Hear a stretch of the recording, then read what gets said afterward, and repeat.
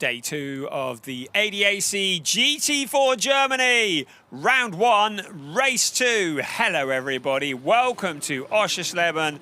There's barely a cloud in the sky. There is a monstrous crowd in here to witness what has been a fabulous weekend of racing, part of the DTM package in 2023.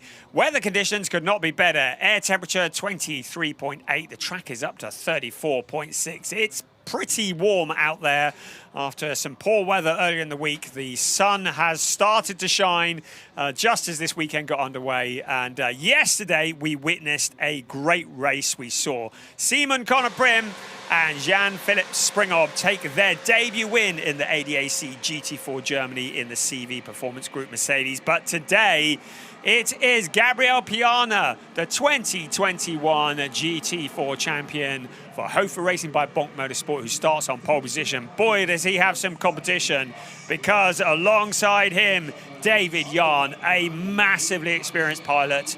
We've seen him in GT Masters. We see him here in GT4. And he, along with his teammate Janis Fitcher, a very strong combination. But it's that man there, Hugo Sasser, who is yet to race this weekend. He's qualified the car on 3rd position. But a collision that Mike David Ortman had with well, it wasn't back markers, but in the traffic yesterday, saw the #1 car retire from the race on the opening lap. That was not the way they wanted to defend their title as the reigning champions in ADAC GT4. You see Max Janssen in the number 34 car. He's racing for Volkenhorst Motorsport, and it's great to have Volkenhorst on the grid now in ADAC GT4. Henrik Still, another very, very qualified and experienced pilot in the number 30 car, the Avia WNS Motorsport Porsche. And Tim Reiter, another of the Hofer Racing by Bonk Motorsport BMWs, the new G82 BMW for 2023, complete with the distinctive front grille. There is yesterday's race winner down in 7th place, Simon Conor Prim, who will be doing the driving with Jan-Philipp Springhob sharing the driving duties. The CV Performance Group Mercedes, not a long way back on the grid, but a fair amount of work to do from there. Marcel Lanez, he had a good day yesterday for a while in the number 4 car, along with co-pilot Denis Bulatov, but a drive-through penalty saw them relegated, having been on pole position, ended up finishing the race in 4th place. Another of the Volkenhorst Motorsport BMWs, this time Enzo Julie, the French driver. Yet another of the young Chargers who are joining this series. They're making the old guard look over their shoulder, it has to be said. None more so, Maxime Osten for Project One. Great to have Project One on the grid. Great to have Max Osten on the grid as well. He is a young Charger. He appears to have no fear. He is the reigning BMW M2 champion. Nathan Schaap, another young driver for Allied Racing, Jan Kasperlik's team. And Jan has an absolute talent for spotting young and up-and-coming drivers and seeing who are going to be the future race winners. Last year, it was Vincent Andronacco, who is currently making ripples in Carrera Cup Germany. Allied Racing, also the likes of Bastian Boos, and goodness knows, so many other drivers have come through their ranks in various categories. And the number 22 being driven by Nathan Schaap and Alex Hartvig are both real talented young drivers that Jan Kasperlik is nurturing and teaching. We look forward to seeing what they do as the season progresses. 11th place was the best they could do yesterday, but we'll be looking to improve on that today. You can see the heat haze from this circuit, the Oschersleben Motorsport Arena, a circuit that is 3.667 kilometers around. That equates to about 2.27 miles, 14 turns, 7 to the left, 7 to the right, racing in a clockwise direction. The crowd have enjoyed the sunshine. DECRA have been handing out the hats and the cats, and everybody is wearing a red hat here, and we are getting ready for what is the final race of the weekend on this packed DTM program at Oschersleben. And they're saving what could potentially be the best to last here, because GT4 Germany has been the series. It's the gift that keeps on giving, and it's certainly been doing that. We are in the 5th season of ADAC GT4 Germany. Hugo Sasser, Mike David Ortman looking to become the first ever drivers to successfully defend their championship, looking to make up for disappointment yesterday. Third on the grid, a great starting spot. I would suggest, though, Gabriel Piana on pole position will not be hanging around as a former champion. David Yarn certainly will not be hanging around. Let's take a look at the starting grid, and it is Gabriel Piana who starts on pole position with David Yarn alongside BMW and Porsche. Then at Hugo Sassa, Max Jansen for Volkenhorst Motorsport. On row 3, Henrik Still and Tim Reiter. And on row 4 of the grid, Simon Conoprim, yesterday's winner, and Marcel Lanez, yesterday's pole sitter. Enzo Juli and Max Osten, and Nathan Schaap, Mo Ritson. Great to have him here alongside Tom Wood in the BMW. Row 7, Rodrigo Almeida and Cedric Pirro in the Toyota. And on row 8, Jessica Bachmann with her brother in the driver's seat as well. Finn Zulaf alongside Christian Koch and Patrick Steinmetz on row 9. Row 10, Emil Gedrum and Dominic Schack. Fabian Volven, an all-female team, on row 11.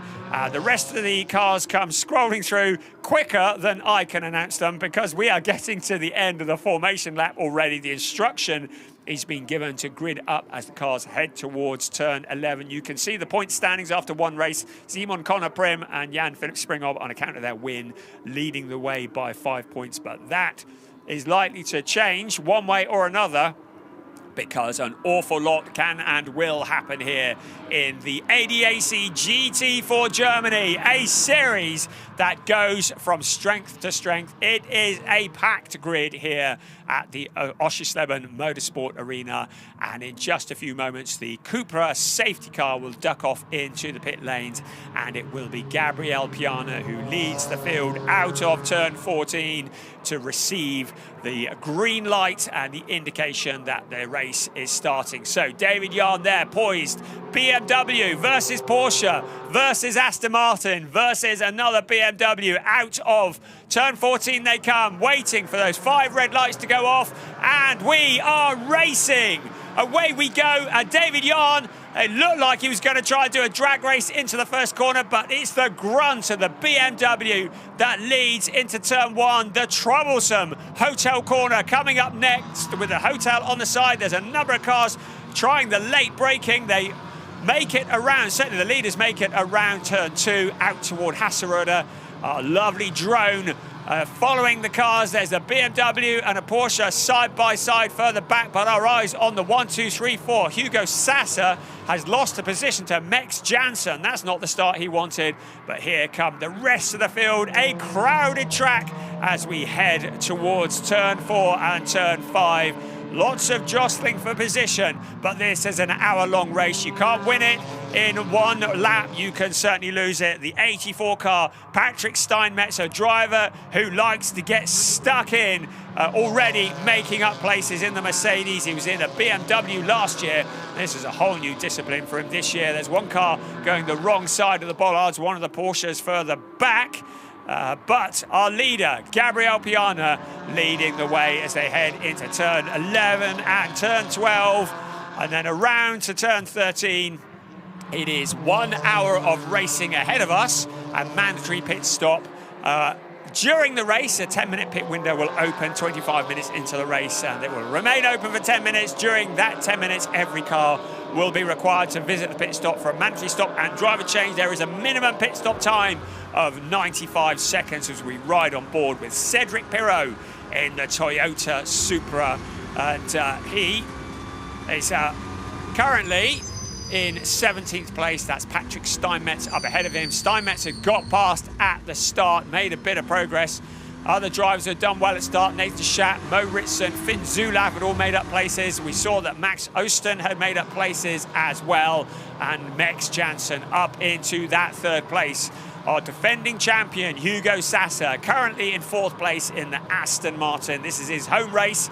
He's here with family and friends. He lives up the road in the similarly titled Oschersleben, and had high expectations for this weekend. As we've already mentioned, never even got to drive the car yesterday as a result of Mike David Ortman crashing out on the first lap. This is another look at the restart, and I wondered if David Yarn was going to get the jump into turn 1, but really Gabriel Piana was on it from the get-go. The grunt of the BMW, and you could see that actually Max Jansen was looking to challenge the leaders. The Toyota of Cedric Pirot dropped back a long way. You saw how wide he went in the hotel corner. Quite a gaggle of cars. It's hard work getting around there in single file. 3 abreast. Well, you can see what happens. You get the proverbial dust storm that kicks off on the exit. Rodrigo Almeida in the distinctive pink Mercedes. Another one behind, 8 and 18.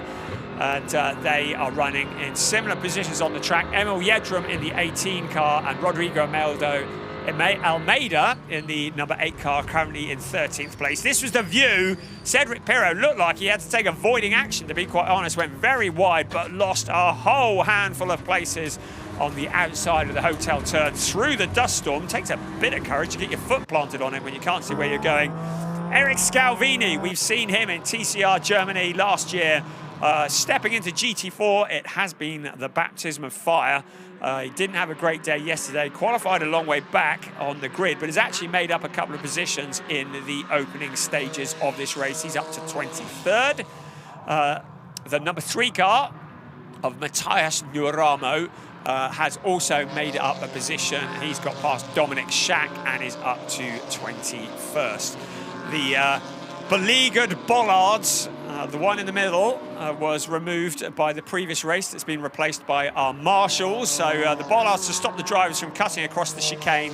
They do like to get airborne across that chicane, but our race leader, Gabriel Piana, now pulling out a bit of a gap. He will be handing over to Marat Kairov, who is a less experienced driver.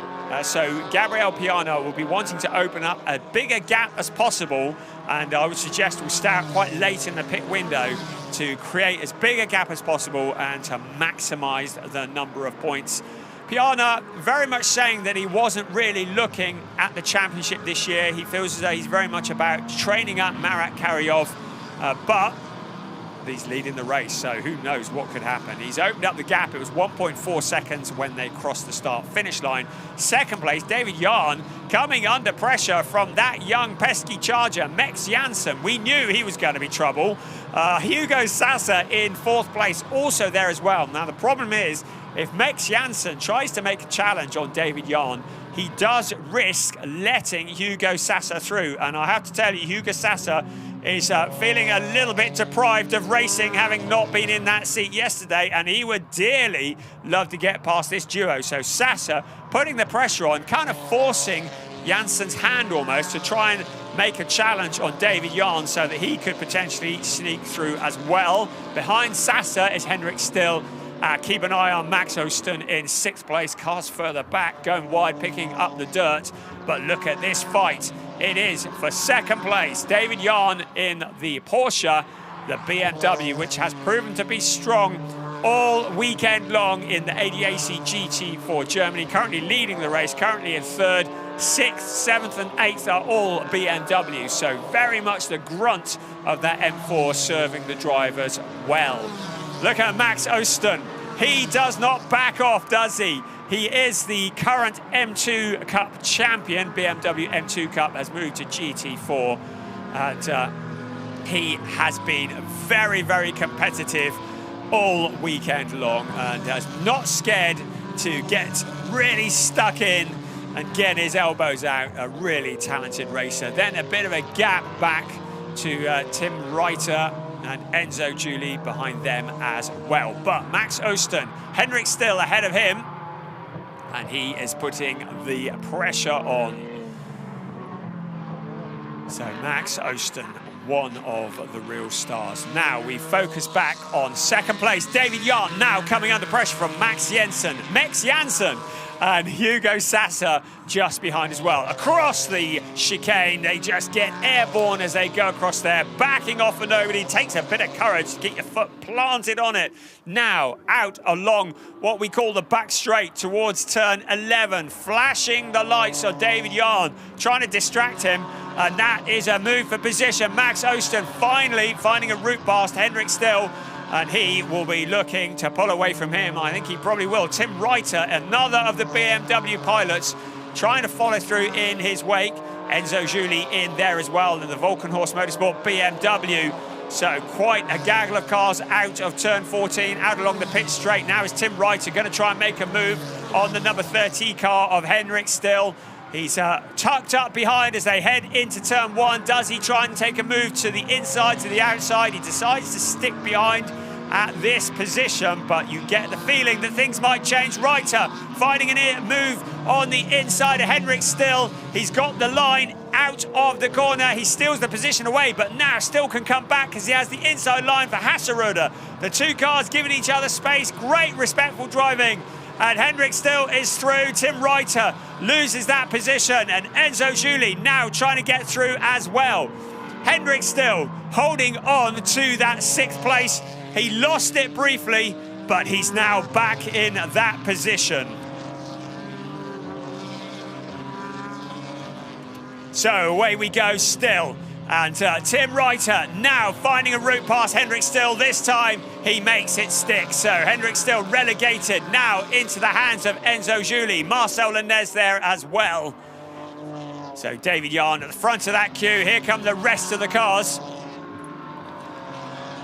And it is Tim Reiter at the front of that queue. Then Henrik Still, and then Enzo Juli there as well.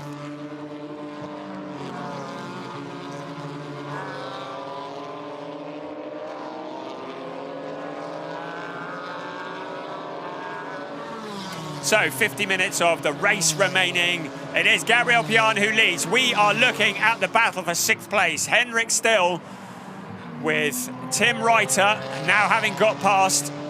Behind them, Enzo Juli, and then Marcel Lenez, Nathan Schaap in there as well, and Mo Ritson rushes to join the back of the queue. Then there's Finn Zulauf as well. The cars lining up. Anybody who makes a mistake and goes wide has the potential of losing lots and lots of positions. So Henrik Still very much at the front of that queue in 7th place and looking increasingly under pressure.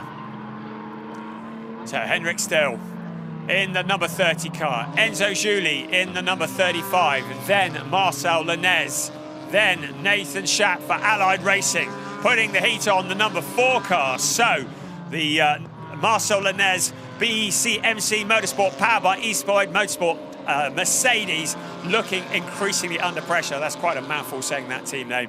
So Still in 7th place.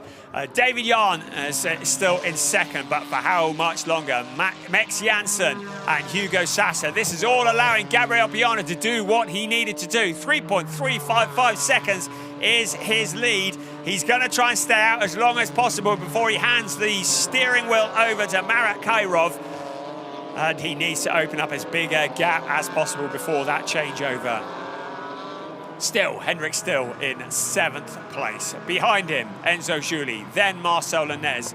You can see how quickly Tim Reiter has broken clear, now rushing to join Max Osten. But Osten has also opened up a gap as well.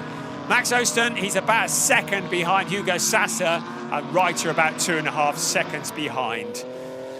So, Piana continues to open up the gap at the front, but this is the battle that is capturing us. It is David Yarn. Max Janssen looking impatient. The BMW looks to be the real weapon of choice here at Oschersleben in the GT4 category. Hugo Sasser willing these two cars to get together. Maybe a little push from Janssen. Come on, get a move on. Sasser looking for any opportunity if these two cars get together, bumping across the chicane. But look who's in the background, Max Osten. He's rushing to join this battle.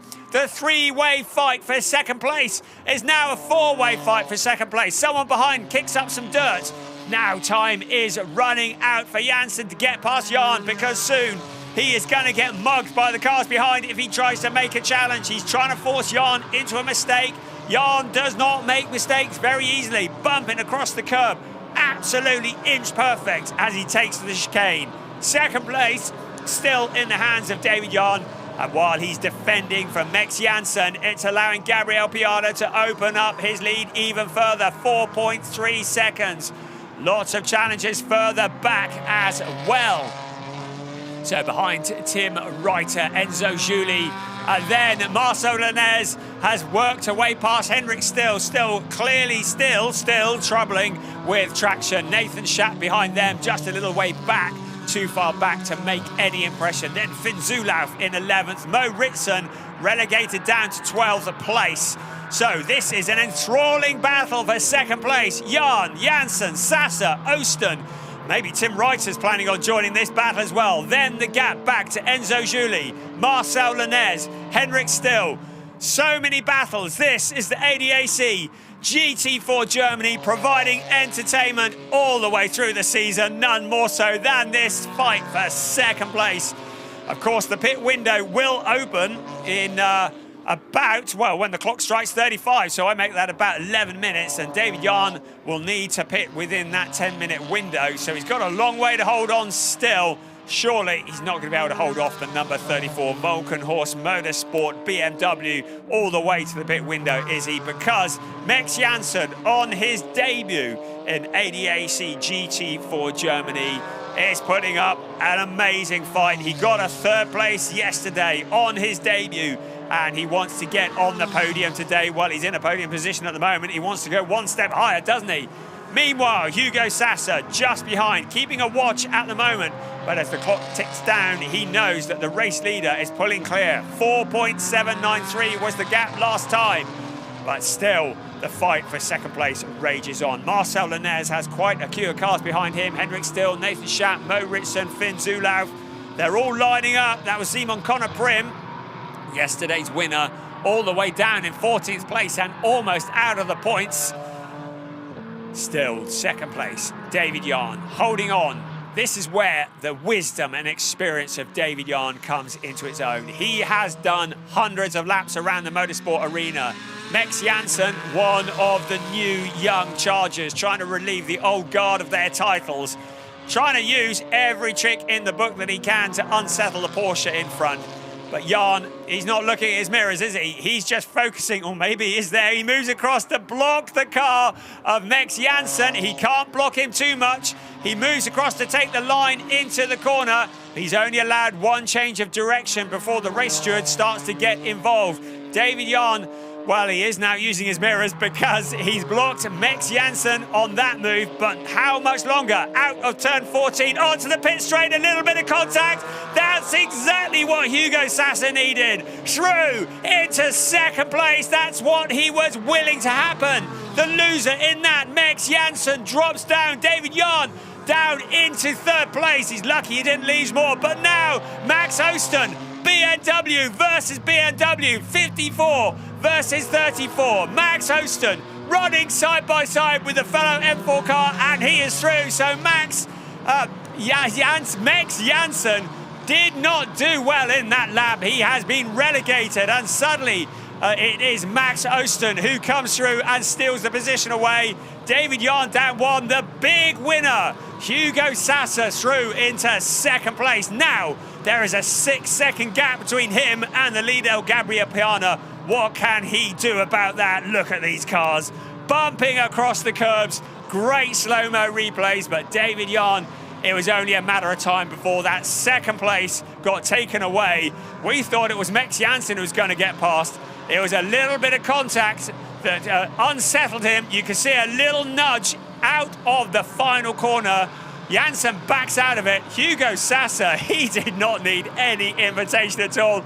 I'll have some of that.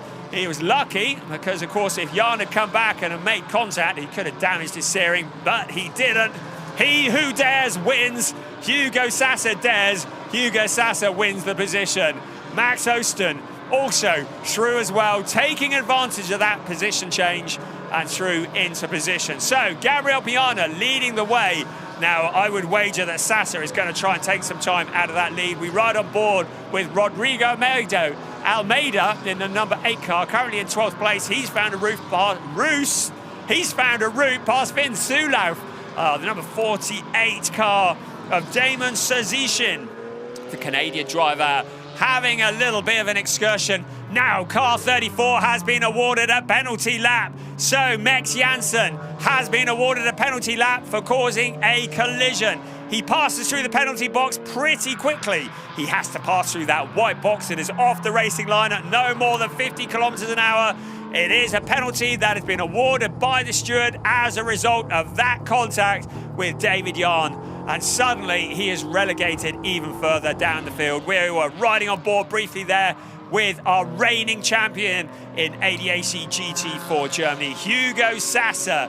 Good qualifying from him, it was solid. Spoke to Mike David Altman this morning, his co-driver, and he was very circumspect about it all. He said, okay, there were too many drivers trying to win the race on the first lap yesterday.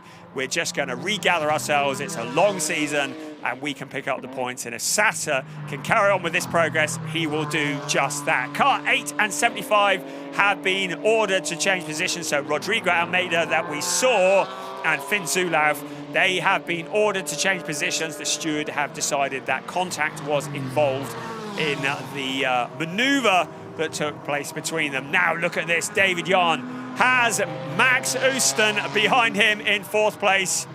A revelation has been Max Osten. BMW M2 Cup didn't know what hit them last year. GT4 Germany doesn't know what has hit him this year. David Jahn, another of those pesky young Chargers, filling his mirrors. He's got one behind and one in front of him. Hugo Sasser now just breaking clear. And it is another excursion for Rodrigo Almeida, the Mozambique driver for BWT Motorsports. Something of a baptism of fire. He had a 13th place yesterday, and a little trip off onto the grass means, I think we're going to have a replay here, what happened here, and was there a bit of contact? Yes, there was a little bit of barging, and looked like Simon Connor Prim that might have come through on the inside. A bit of contact between the two Mercedes. Yes, it was Connor Prim, and out. He keeps it out of the barrier, but that is a rubbish afternoon for him. He will regather it up and rejoin. Hopefully there's no damage to that Mercedes AMG. This is what it was like riding on board with Almeida. This is the view from Cedric Pirro, another driver who's been a little bit in the wars. The number 8 car going spearing off on the exit of the hotel turn. Right, Hugo Sasser, 6.661 seconds last time. What is it this time? When they cross the line, and a 6.629. He is reeling in Gabriel Piana, but not at a great rate of knots. He is leaving behind David Jahn, who now is defending from Max Osten. That Porsche doesn't appear to have the kind of pace he would hope for. Of course, the balance of performance, the method that is used to equal all these different cars, maybe not working in his favor here at Oschersleben. Meanwhile, our race leader, there he is, Gabriel Piana. You can see the gap back to Hugo Sasser. Now, Gabriel Piana, at the end of the pit window, I predict, will hand over to Matat Kairov, a much less experienced driver, and it might be that Hugo Sasser and Mike David Altman will see that as their opportunity to close that gap. And now Max Osten sees a little space alongside David Jahn. He has the inside line into the corner. Jahn keeps the power on through the chicane, somehow holds on to that position, using all of his experience to keep that number 31 Porsche in front of Max Osten. I think Max Osten's going to get a bit fed up with this before too long and just pile on through, because he has been staring at the back of the number 31 car for too long, in his opinion. Look at this. Across the curbs, taking as much as they dare. The car's getting airborne across the chicane, and David Jahn taking that faster route through. Chicane, what chicane? That's what they say. The stewards have had a look at the incident that took place between Rodrigo Almeida and Simon Connor Prim and have decided there is no further action to be taken. They say it was a racing incident, so as you were.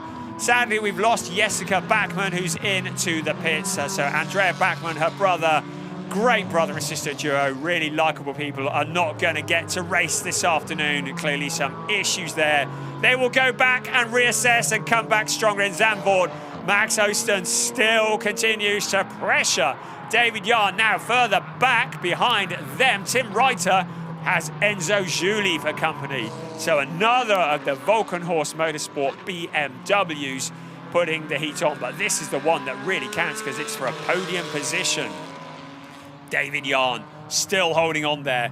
And it might be that they need to bring Osten in early on in the pit window to try and get the car back out into clear traffic. But of course, then it will be in the hands of Michael Makash, who takes over. Another one of the BMWs running wide in the background. but still this battle rages on. Enzo Juli in there, Tim Reiter, but at the front of that, Max Osten attacking David Yarn. Hugo Sassa still 6.6 seconds behind the race leader, Gabriel Piana. Let's see what it is this time around. 6.69, I think it was last time, 6.7. So Piana has responded and opened up the gap. So Sassa not really making any inroads on the leader at the moment, but it's a long race. We have driver changes to come, and the pit window will open in less than 2 minutes. Then it will be the turn of the team to decide when to bring the car in. My prediction is that Piana will stay out as long as possible to maximise what is potentially the quickest driver. I think Hugo Sassa might decide to come in earlier to hand over to Mike David Altman to try and get him back out on some open track. Now look at the number 15 car of Mo Ritson, sharing with Tom Wood the all-English duo in 11th place, soon to be 10th place, because he looks to the inside of Nathan Schaap, but Schaap fights back. The Allied Racing number 22 Porsche, again, it's a Porsche looking vulnerable to BMW. We've seen that already this afternoon, haven't we? Nathan Schaap not really enjoying the kind of pace he wants in that number 22 car. Mo Ritson in the mighty BMW, looking for a route past along the back straight towards turn 11. Under braking they come. The rest of the field coming through. And it's still Gabriel Piana leading the way. Still cars taking a very wide line out of turn 10. Pretty well every lap we see dust rising up. Cedric Pirot and Simon Connor Prim. No, Patrick Steinmetz. So Cedric Pirot coming under pressure from Connor Prim's teammate. That's Patrick Steinmetz, a driver that has been in a BMW for Schubert Motorsport last year, now switches to the Mercedes. But it's Cedric Pirot in 14th place. Patrick Steinmetz almost found a route past now. He tucks up close, coming along the pit lane, tries to pick up a slipstream as the pit window opens. He'd love to dearly be on our left-hand side, turn his right-hand side, because that would give him the inside line to the hotel turn, but that's not going to happen, is it? Cedric Pirot is doing exactly what he needs to do, but he goes deep into the corner, leaves a gap. Steinmetz can't do anything about it. Towards Hasseröder they come, and still Steinmetz is unable to get past the Toyota Supra in front. So pit window is open for 10 minutes. We will see who comes in when. Every car will need to visit at some point in the 10 minutes. David Yarn, Max Osten, what will the team do about that little battle going on? Will they let it resolve on the track, or will they try and do an undercut by drawing one of them in earlier than the other? Along the back straight towards turn 11 we come. There are so many challenges. Tim Reiter, there's a lot of BMWs fighting here, aren't there? Tim Reiter was there at the front. Enzo Juli and Mex Janssen behind, 34 and 35 being the two Vulcan Horse Motorsport BMWs. Still, nobody, yes, there's one into the pits there. Driver peeling off. We'll see who that is in a moment, but the grey P means that they haven't, and now here we come. So Eric Scalvini into the pits. He's handing over to the 2020 champion in ADAC GT4 Germany. That is Nicola Moller Madsen, the Danish driver on board the Vimmerwerk Motorsport Porsche 718 Cayman, an experienced driver, and he will be looking to move up the order after a troublesome time for Eric Scalvini. Right, in comes Enzo Juli, handing over to Sami Matti Trogan. Also in is Nathan Schaap, going to be handing over to Alex Hartvig. Mo Ritson handing over to Tom Wood, also into the pits. Finn Zulauf in the number 75 car, giving way to Daniel Gregor. And Emil Yedrum into the pits in the number 18, handing over to Alex Connor and Cedric Pirot. Robin Falkenbach will be on standby. And Cedric Pirot's job is done for this weekend in the ADAC GT4 Germany. There's nothing else he could do but stand in the garage and watch. Our leader, Gabriel Piana, I think will stay out late in the window behind the Overdrive Racing Porsche. Stefan Bostanchiev, who celebrated his 19th birthday on Tuesday, handing over to Pavel Lefterov, the Bulgarian pairing in the Bulgarian team that is run by Georgi Dontev. They are into the pits for the stop now. The 48 car is being driven by Damon Sazishin, and shortly he will hand over to the Ukrainian Yevgen Sokolovsky. So we have lapped cars mixed in with cars that are on the lead lap, and that will be the case for the next 7 minutes or so with the pit window open. The number 30 car still with Hendrik Still at the wheel, still in 8th place. The heat a little bit off now as the cars space out a little. 6.3 seconds is the gap between first and second, so Gabriel Piana still maintaining that gap pretty well. Still, this fight rages on. David Jahn and Max Osten, so neither willing to pit too quickly, are they?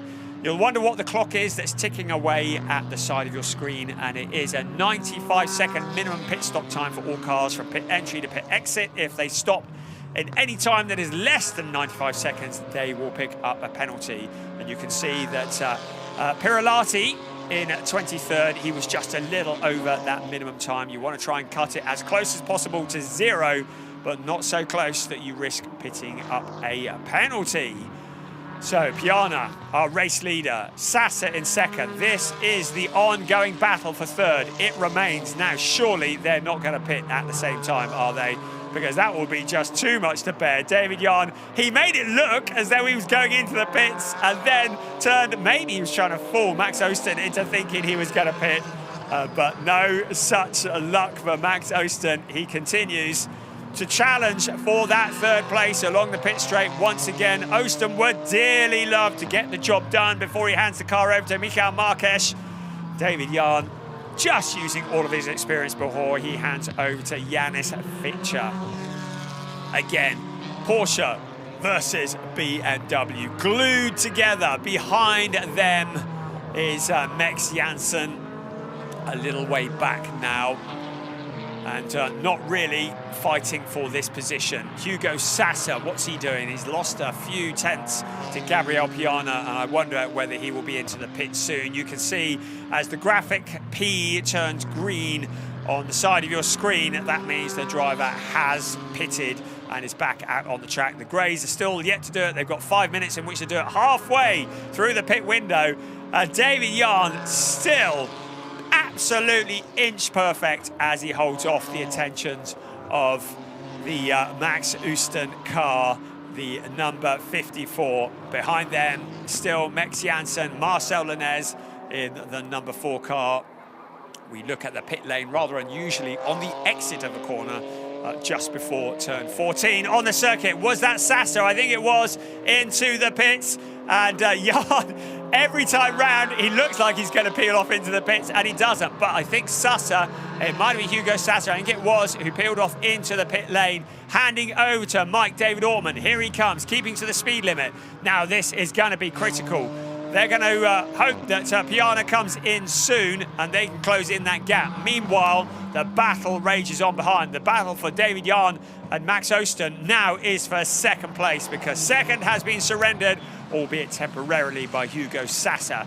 This is a routine that has been rehearsed many, many times. Only 2 mechanics allowed to work on the car. They've got plenty of time, 95 seconds for Hugo to get out.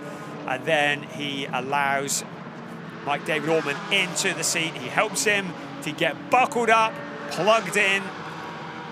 These two drivers are very close friends. They spend an awful lot of time together. Often, I consider to be the secret of their success, because they really know each other. They connect, they understand each other. A really dynamic combination as we look at Gabriel Piana, still out on track, still leading the way, still riding the curbs.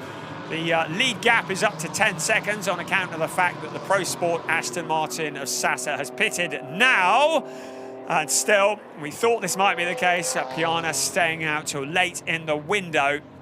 Of course, missing the window would be an absolute tragedy and would incur a major penalty. So I think Piana is going to stay out for potentially another couple of laps and then peel in at the last minute. David Jahn still holding off Max Osten.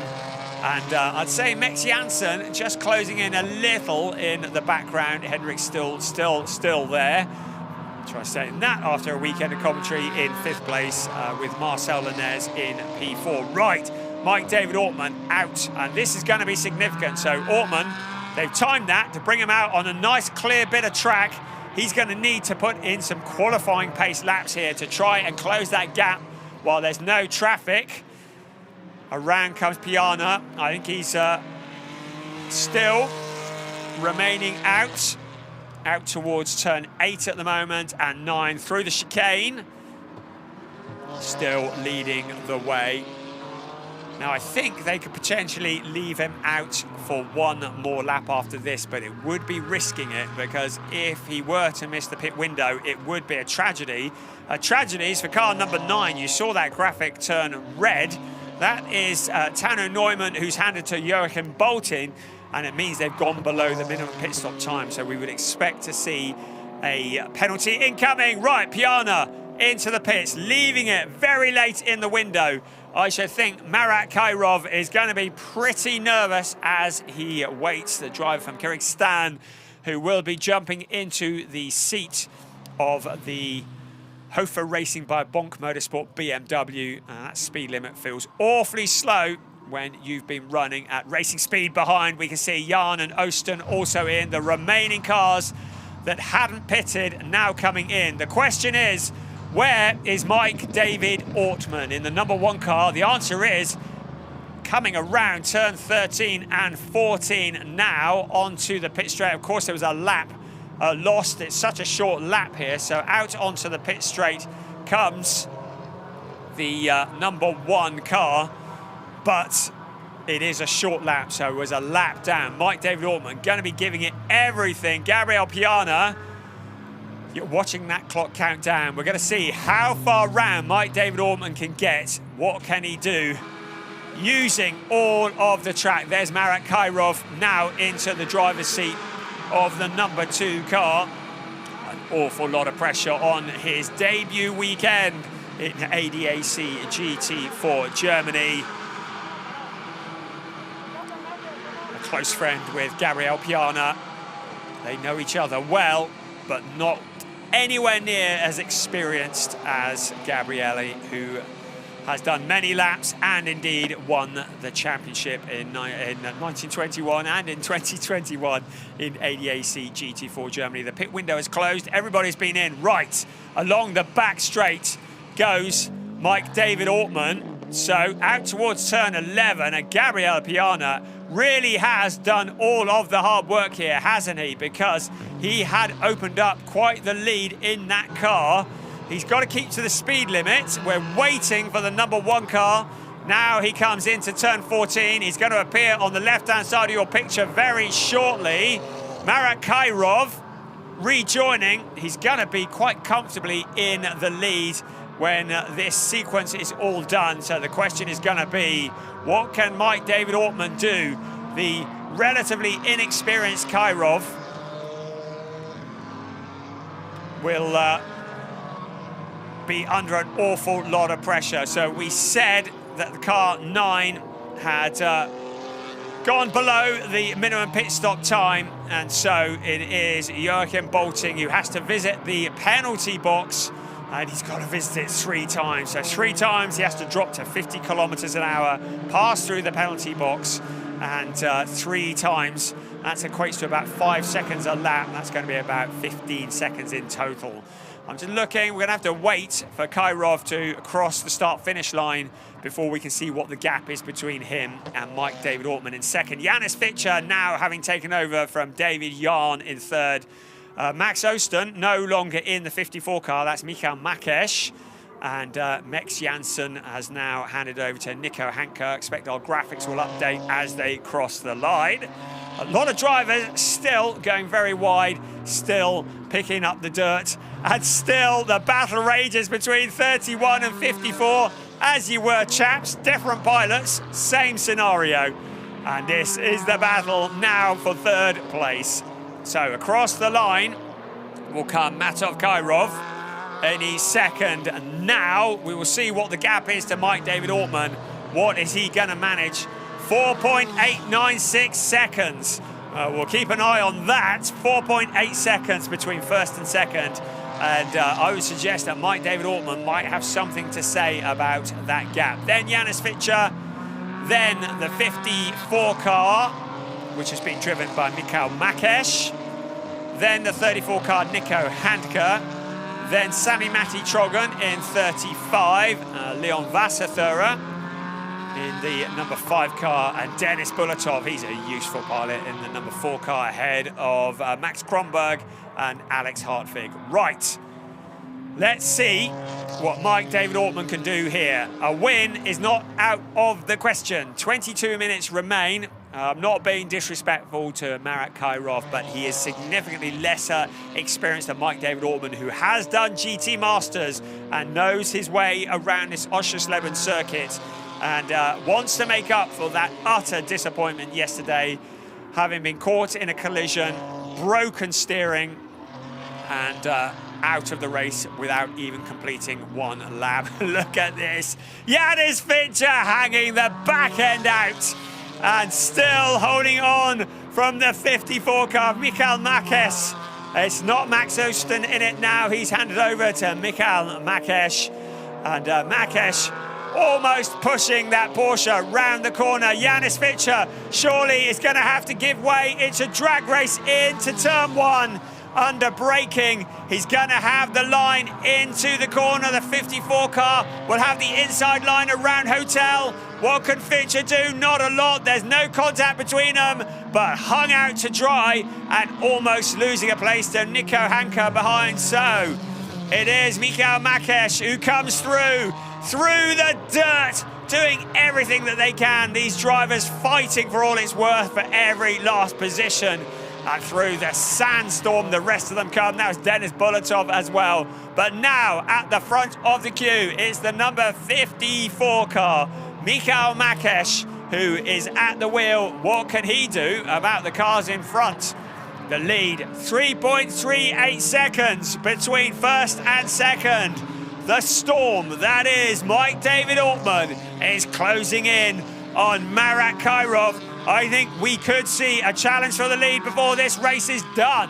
The number 22 car, Alex Hartwig, fighting hard with Jan Philipp Springhob in the Mercedes. This is so good, isn't it?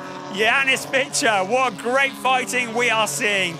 But it's Nico Handke now putting the pressure on. You saw how quickly Michael Makesh was able to pull away in that third place, and you realise that Janis Fichter not really got the pace of the mighty BMWs, because we have a BMW in first, fourth, fifth, sixth, seventh and ninth. The weapon of choice here at Oschersleben Motorsport Arena this weekend. Looking down the pit straight, 19.5 minutes plus 1 lap remaining. Dennis Bulatov just having a little bit of a think about a position, but not making anything happen. That wasn't Bulatov, was it? That was the 85 car, Jan Philipp Springhob. So yesterday's winners having a little look on the inside of Alex Hartwig, but nothing sticking at the moment. Hartwig in the Allied Racing Porsche holds on to that 10th place for the time being. Tom Wood just ahead of him in 9th place. A fairly solid performance from he and Mo Ritson in the number 15 BMW. We look across the chicane at the moment. Flying through they come. And we take a breather. We saw Bulatov and there in the black and gold Mercedes. Right, here we go again. The challenge on 4th place. It is Janis Fichter trying to hold off Nico Handke. And behind them, Sami Matti Trogan, who looks to get involved. Trogan, well, may have drawn some inspiration from Max Osten earlier on when he saw him getting through the traffic, or indeed Hugo Sasser. Now look at that gap. While that's been going on, 9/10 of a second between first and second place. Marat Kairov has been reeled in by Mike David Ortmann. We may well see a challenge for the lead in the next few moments. Ortmann has been taking massive chunks out of the lead and will soon be challenging for that position. Looking back at Tom Wood in 8th, 9th was Leon Wasserthurer, who is relegated by Tom Wood and Alex Hartwig. And this is the ongoing battle. Janis Fichter getting the hurry up from Nico Handke as further back the dust rises. Now, what's going on with our leaders? Here we go. First and second. Ortmann will not want to throw it away. He learned his lesson yesterday about getting caught up in traffic and banging wheels and breaking parts of the car. This time, though, he has a distinct pace advantage. You can see the evolution of the lap. He doesn't even want to wait until they get down to turn 1. He's already putting the pressure into turn 11 and turn 12. So he will try and line him up into 13 and 14. And as they come onto the pit straight, I think it's Mike David Ortmann who's going to pick up that slipstream and dart potentially to the inside. He's not even going to wait. Don't do it too soon and throw it all away. But to the inside on turn 14, side by side, down towards turn 1. But still, Kairov fights back. He moves over to hold on to the desired line into the corner. Is Ortmann going to go up the inside? He does, under braking, through dive bomb maneuver. And it's Mike David Ortmann who takes up the lead of this race, having taken over from Hugo Sasser, who started third on the grid. It's now Mike David Ortmann leading the way. Our long-time leader, the number 2 Hofer rated by Bonk Motorsport BMW, relegated down into second place with Marat Kairov at the wheel. Michael Marquez in third place, having taken over from Max Osten. And then Janis Fitcher with Nico Handke and Sami Matti Trogan. I think that Janis Fitcher, well, certainly his predecessor, David Jahn, spent the whole race defending from BMWs. And now Janis Fitcher doing something very similar indeed. A little further back, Sami Matti Trogan just picking up a little bit of dirt, drops him back a little. But here is our race leader, Mike David Ortmann, already opening up a gap. Now Janis Fitcher once again under pressure. And Fitcher with Handke to the outside. Comes Handke trying to go the long way around. The outside becomes the inside. He squeezes him. And through goes Nico Handke. But Sami Matti Trogan, ever the opportunist, trying to take the position away as well.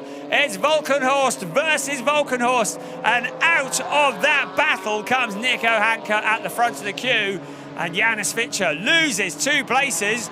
It's going to be 3 shortly because Denis Bulatov is lining him up for a move on that position. Great stuff. Good, clean driving from these drivers. And it is at the front of that queue, Nico Handke, who takes up the 4th place and now sets about trying to chase after Michael Marquez in the 54 car. But he is a long way up the road at the moment, something like 4.9 seconds, a fair old stretch up the road. Wow, great stuff. 14.5 minutes plus 1 lap remaining, a bit less than that in this race. It is Mike David Ortmann who has taken this race by the scruff of the neck, having taken over from Hugo Sasser. Marat Kairov in second place. Michael Marquez will be closing in on him. 1.6 seconds is the gap between second and third. We'll keep an eye on that as the battles continue to rage up and down the field. Towards turn 11 they come, and still out of that turn 10, I don't think anybody gets around there without kicking up at least a little bit of dirt, trying to get a good run on that straight bit of track, relatively straight, even if there is a bit of undulation. Now, challenging from Tom Wood onto Denis Bulatov. This is for 7th place. Tom Wood in the BMW, he was in an Aston Martin last year. He switched to BMW this year. The British driver challenging Denis Bulatov in the number 4 Mercedes. Onto the pit straight. Is he close enough to do anything about it? He's tucked up behind at the moment into turn 1, under braking. He has a think about it, but decides not to. Behind them, Leon Vasserthura and Jan-Philipp Springhoff, yesterday's winner. And now Wood is through. He finds that gap on the inside on the hotel corner, but Bulatov's going to have the line into the Hasseröder turn, and he just steals it straight back again. Denis Bulatov, a useful driver, but Tom Wood tucks back to the inside. Still staring at the back of that Mercedes AMG. Still can't find a route past, but Jan-Philipp Springhoff and Leon Vasserthura, and Springhoff is through. So Jan-Philipp Springhoff, yesterday's winner, now through into 9th place. Great stuff. Tom Wood and Bulatov, well, they've been going at it hammer and tongs. Bulatov tries to shut the door. He goes the wrong side of the chicane. That's exactly what Tom Wood needed. They almost bounced off each other. Bulatov taking evading action, and through goes Tom Wood into 7th place. A bit of debris being kicked up by Leon Vasserthur on the back straight towards turn 11. And we look again at a replay of the embattled Janis Fitchikar.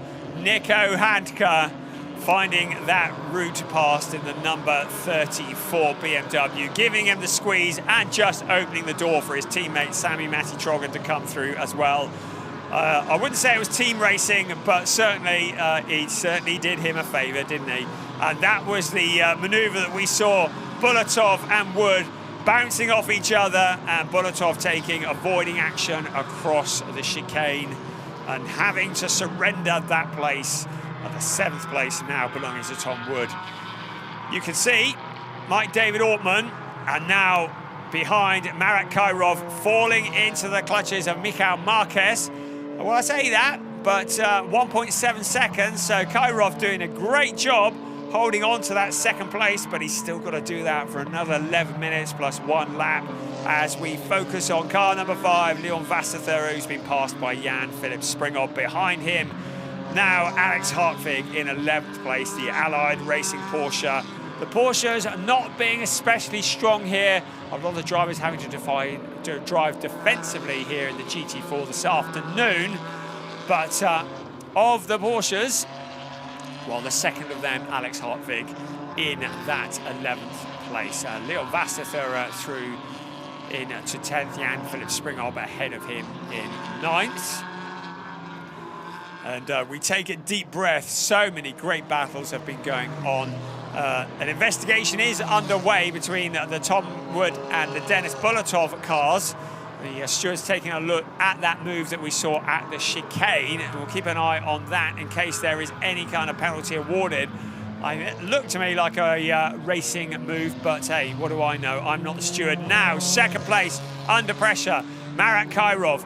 With his mirrors full of another BMW. It might be a similar BMW, but in the hands of Michael Marquez, it really is proving to be quite potent. So this is the fight for 2nd place. Marquez looking first to the inside, just trying to pressure Kyrov. Marat Kyrov just trying to hold it all together around turn 7. Not the best place to make an overtaking manoeuvre now through the chicane and onto the back straight. Now, here's Marquez going to try and make a move here on Kyrov. The slight undulation of that back straight towards turn 11. He looks to the inside. Kyrov covers him off. And now into 11 and 12. But you get the feeling as they come into 13 and 14, there is going to be a challenge for this 2nd place. We keep an eye on this into the last couple of corners of the track and onto the pit straight. This is the opportunity for Michael Marquez. He lines up Matat Kyrov in front of him. Kyrov just picking up a bit of dirt. Is he close enough? He doesn't look especially close. It's going to be all about last of the late breakers, isn't it? Into turn 1. And Marquez not really making the move at the moment. But Kyrov going deep into the hotel turn. He moves back across to shut the door, sliding the BMW, the tyres crying enough now into the Hasseröder turn 3. To the inside goes the 54 car and finds that gap. He tries to make a move through, but Marquez doesn't have that quicker line out of the corner out towards turn 4. Still, Marat Kyrov holds on, but he's got to do this for another 8 minutes plus 1 lap. That is quite a big ask of this driver who doesn't have as much experience, perhaps, as some of the others in the field. Doing a great job, having taken off from Gabriel Piana, but it is an awful lot to ask, holding on to that 2nd place. This will feel like a very long 8 minutes if he does stay in that position. But still, Michael Marquez looking for that route past. Again, once again, towards turn 11. gonna be another attempt. And Marquez wants to get on with it because Nico Hanke in the background is closing in as well. He takes an optimistic look, but that was never going to stick, was it? Out towards 13 and 14. Now, closer than ever. This is where he needs to be as they head out onto the pit straight. Looks to the inside. Now he pulls alongside. It's going to be a drag race, M4 versus M4. But Marquez has it and takes the position away. Hanke also looking to relegate Kyrov off the podium. And under braking into turn one, Kyrov decides to just let him go, not put up too much of a fight and end up in the barrier somewhere. Now the fight for second place is on. Makosh and Hanke are running together on the track. All these BMWs running together. Mike David Ortman, meanwhile, at the front, some 5.7 seconds clear. Look at this for second place.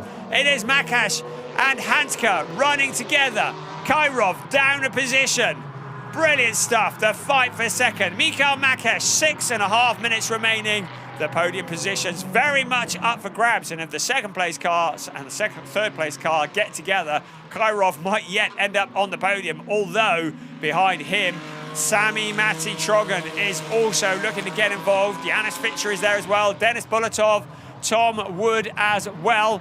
Car 54 has been shown a black and white flag. It is a warning. That is for pushing another car off the track, but it isn't a penalty at this moment. The number 54 car for this move, where he just put the heat on the number 2.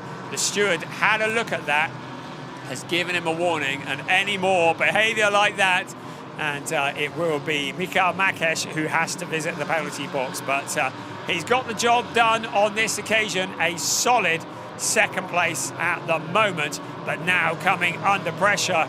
So Makosh with Hanke behind. Oh, it's all kicking off as we look at a replay of these of the 54 and the 34 car going hammer and tongs. Behind them was also Tom Wood as well. There goes our race leader, pretty comfortable. Mike David Ortman, 5.674 seconds the last time of asking. Mikael Makosh in second place. Nico Hanke in third, Marat Kyrov in fourth, and Sami Matti Trogan in fifth place. Yanis Fitcher back in sixth place and under an awful lot of pressure. Then Denis Bulatov, Tom Wood, and Kyrov now falling back a little bit through the field as well, although that's the number 5 car, isn't it? So that is Leon Vassetherer with Alex Hartwig for company. Vassetherer in 10th place in the identical Hofer Racing by Bonk Motorsport car. I thought Hartwig was going up the back there. He had so much pace going into the corner under braking. And for 10th place, Alex Hartwig looking to squeeze a few more points out of this race. 4.5 minutes remaining plus 1 wrap over the chicane. We go once again. And our focus now further up. Tom Wood and Denis Bulatov continue their fight. So Denis Bulatov and Tom Wood going side by side. Jan-Philipp Springop in there as well. It's advantage Bulatov at the moment. Further back, Alex Hartwig, Max Kronberg. We don't know where to look next. It's Tom Wood on the outside of Denis Bulatov. This is for 7th place. They're going to run along the pit straight pretty well side by side. Jan-Philipp Springop getting involved as well in the number 85 car. They run into turn 1 as 3. It is advantage Bulatov at the moment. It is for 7th place. Tom Wood just getting in front of yesterday's winner. Of course, yesterday's winner carrying a weight penalty of 15 kilograms as well. And that is as a success penalty as a result of winning yesterday's race. But not slowing them that much, is he? So Denis Bulatov still in that 7th place. That's allowing Yanis Fitcher just to stretch his legs a bit more up in front. And Fitcher now behind Sami Matti Trogan. Battles raging up and down the field. I have to say, Mikael Makosh has been closing in a little on our race leader, Mike David Ortman, but I have a feeling maybe Ortman is just saving himself and saving the car for the last 3 minutes plus 1 lap of this race. That cannot be said for this fight here, can it? Neither this one. Denis Bulatov, Jan-Philipp Springop and Tom Wood. Well, Tom Wood ahead of Springop. Wow. 2nd, 3rd, 4th, 5th, 6th. There we go. All running pretty close together on the track with less than 3 laps to go of this race. Race 2 of a 12-race season. I'm not sure the ticker can take another 10 races like this. Absolutely brilliant stuff. and out to complete another lap. Matav Kairov now with Sami Mati-Trogan trying to steal away that second place. The number 2 car of Kairov, who he took over from Gabriel Piano, who started on pole position, and now fighting hard to stay in that 4th place. Sami Mati-Trogan really keen to get past, as indeed is Janis Fichter, followed by Denis Bulatov and Tom Wood, who's fought with Jan-Philipp Springhob, and the 3 of them have been fighting for a long time, picking up valuable points here. Now Trogan to the inside of Kairov, and it's BMW versus BMW. Kairov giving him plenty of room, not wanting to be involved in an accident, but holding on to that position. But keep an eye on Janis Fichter. He is involved also with those BMWs, looking to come back, having been relegated positions earlier in the race. And both of them, both Trogan and Kairov, and Fichter looking to find a route past Kairov. Kairov still holding on, 1 minute and 3/4 plus 1 lap remaining. Mike David Ortman 4.2 seconds ahead of Mikhail Makesh, just pacing himself all the way home. Tom Wood practically pushing Denis Bulatov across the chicane, but still Bulatov making that car as wide as is humanly possible. And Kairov still holding on to that 4th place.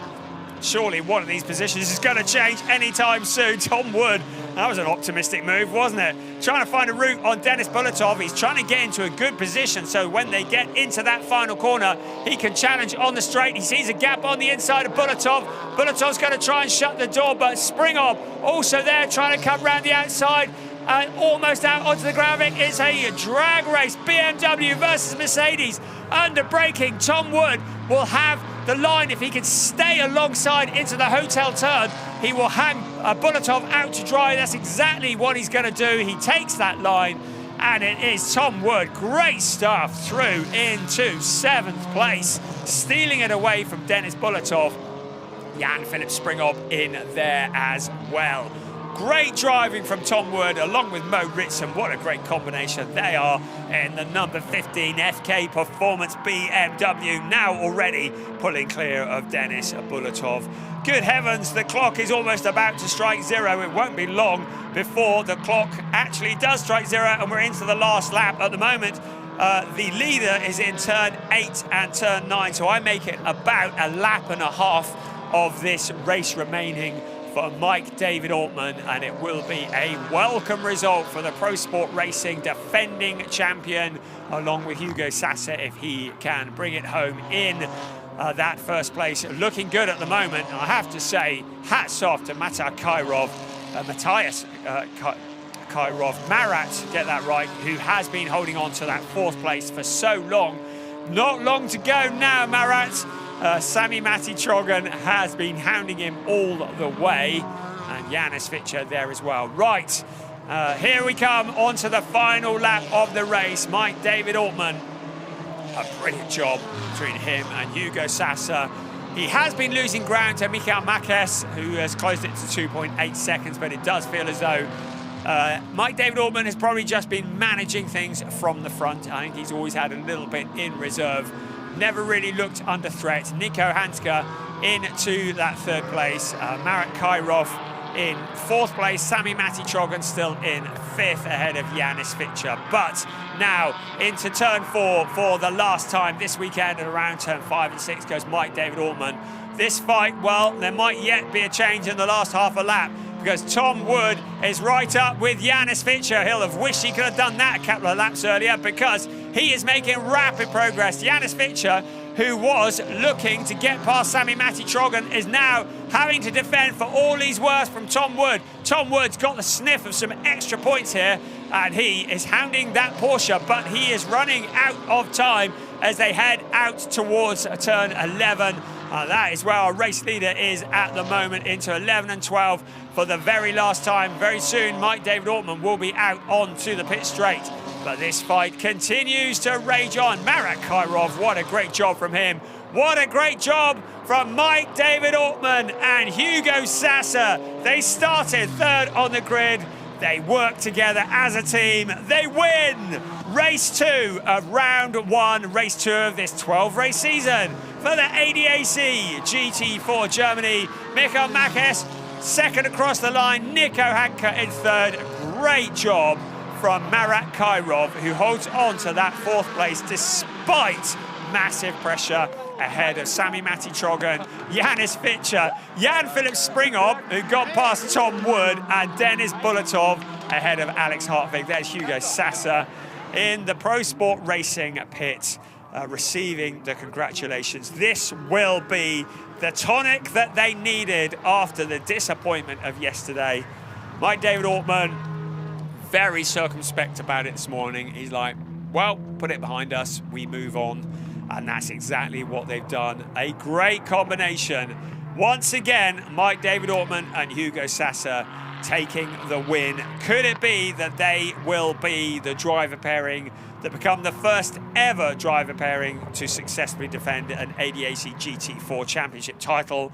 Well, there's a long way to go before that. Another 10 races to be precise, but they are going about it in exactly the way that they need to. And a great win, crossing the line 1.9 seconds ahead of Michael Marquez. The gap is irrelevant. It was a convincing win from Mike David Ortman. And Hugo Sasser, who we've already mentioned, is his local race. He's brought lots of friends and family with him to Oschersleben. And he was very disappointed he didn't even get to sit in that car yesterday. But he's made up for that today, hasn't he? Did the hard work, put it 3rd on the grid in qualifying. And qualifying that was interrupted by red flag after tearing away, broke an oil cooler, coated the track in oil, and shortened the qualifying session. And you can see Mike David Ortman punching the air in delight after that convincing and solid race win. There's your confirmation of 39 laps in the books. Mike David Ortman, Hugo Sasser taking the win ahead of Michael Marquez, Max Osten, Nico Hanke, Max Janssen, Matab Kairov and Gabriel Piana. That's a good 4th place for them. Sami Matti-Trogan ahead of Enzo Juli, Janis Fitcher, David Yarn, and the remaining places, well, they disagreed, didn't they? Jan-Philipp Springhob, yesterday's winner, along with Simon Conner-Prim coming home in 7th place. Tom Wood, 8th place, a solid performance from him, along with Mo Ritson. There's the rest of the results scrolling through.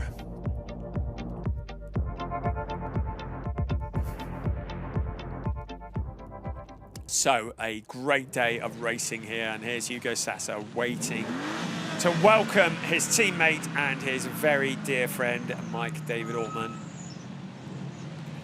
And we think of yesterday when we saw Mike David Ortman with his head in his hands at the side of the track, having been involved in that collision in lap 1. This will be the complete contrast. Onto the roof of the car, well, almost the roof, onto the sill of the car. You only get on the roof when you win the championship, chap. And congratulations from Hugo Sasser. 2 drivers who have been rumbling along in the background for a couple of years. In GT3 and GT4, we've seen both of them in GT Masters, but it was last year where they finally pulled it together. And Max Osten, the very tall Max Osten, receiving congratulations, Michael Marquez. But it was when Hugo Sasser and Mike David Ortman got it together really in the second half of the championship last year and suddenly looked pretty deadly. Had a challenging time at Hockenheim in the season closer. It looked like the championship might slip away, but it didn't. And they went on to win it. And there he is, Mike David Ortman and Hugo Sasser. So there is the point standings. Simon Conner-Prim and Jan-Philipp Springhob just 2 points ahead of Nico Hanke and Max Janssen, Sami Matti-Trogan and Enzo Juli.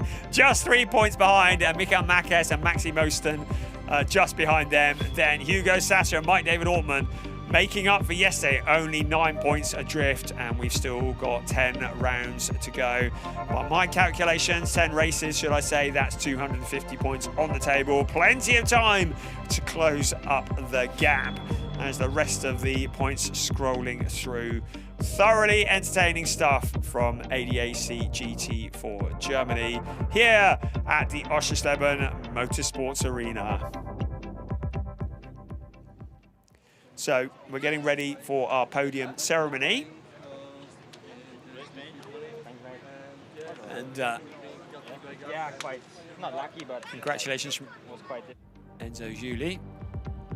And there, a lovely slow-mo. Nico Handke and Max Janssen in the Volkenhorst Motorsport BMW M4, the new G82 GT4 model for this year, complete with a big front grille. Michael Marquez and Maxime Osten in second place. Project One do so much as a team to promote young talent, none more so than in the BMW M2 Cup.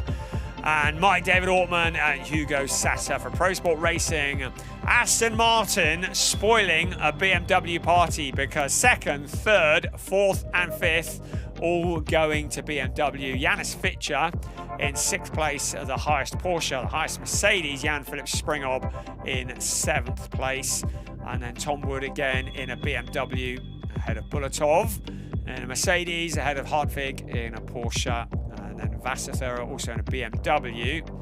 But the Aston Martin's pretty off the pace in general, apart from one, and that was the one that won. The next Aston Martin was actually Celia Martin. We haven't even mentioned her yet, who along with Fabian Volvend have come home in 23rd place ahead of Yevgen Sokolovsky. He's sharing with Damon Sozishin, another of the Pro Sport Racing duos. In fact, both of them the Pro Sport Racing in 23rd and 24th respectively. But there was one Aston Martin that was certainly making the grooves, wasn't it? And that was Mike David Ortman and Hugo Sassa. So good to have Volken Sport Motorsport on the GT4 grid this year. A legendary team making that move. So, a moment of reflection before the podium ceremony. And there is Tom Wood offering his congratulations.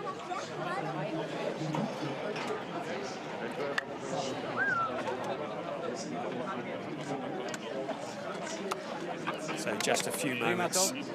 Always trying to listen in.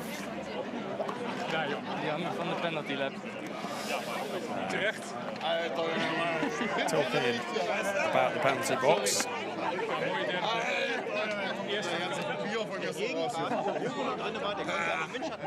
I think all round some pretty happy people. Well done. Hugo Sassa and Mike David Ortman, you've got to say they're in such a strong position to potentially retain their championship. Hugo Sassa's girlfriend there offering congratulations, one of his younger fans. Hugo from Oschersleben, which is just down the road from Oschersleben, bringing a big contingent of friends and family to support him here this weekend. And they were rewarded. Enzo Juli and Nico Handke. Nico, who we've seen last year in ADAC GT4 Germany. So now, our announcer, Toby Shimon, getting ready to call the drivers up onto the podium. Nico Handke and Max Janssen. Project One, Maxime Osten und Michael Marquez. Michael Marquez and Max Osten. There's definitely little and large combinations here, aren't they? Two very tall drivers and two very short drivers. Hugo Sassa and Mike David Ortman, the dynamic duo, that partnership that has given so many results over the years, continues in 2023. Pro Sport Racing, the winning team. They're getting used to this podium positions, aren't they? Getting called up, and they will get a trophy as well. And now the national anthem.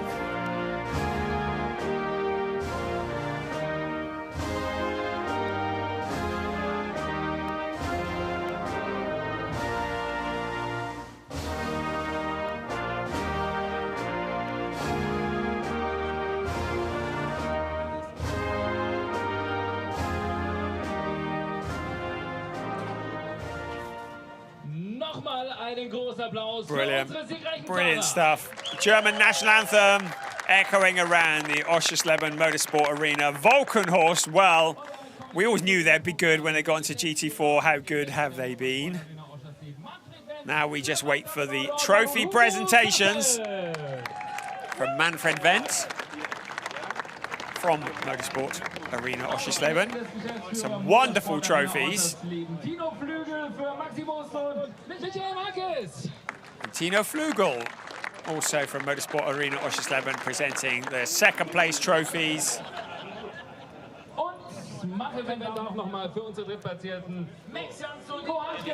Max Janssen and Nico Hanke receiving their third place trophies, and then there should be one for the team as well.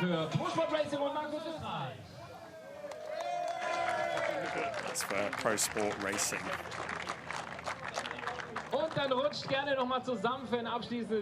So a quick pose for the photographs. Squeeze on the podium. It ain't big enough, is it, for all these drivers? Lots of singing, lots of celebrating. Cheers, everybody.